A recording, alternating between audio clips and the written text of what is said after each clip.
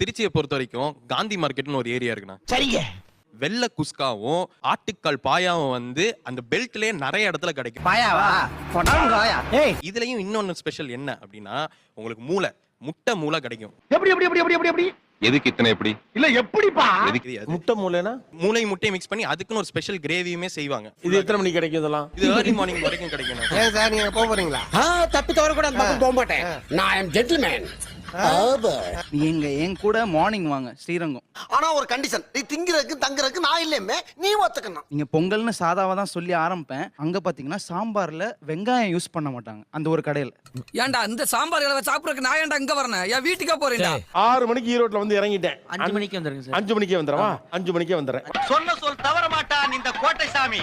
அத்தானின்னு ஒரு ஏரியாங்க சார். தேங்காய் பால் கிடைக்கும். காலங்காத்தால என்ன எங்க நீ கூட்டு போயிருக்க? கடையில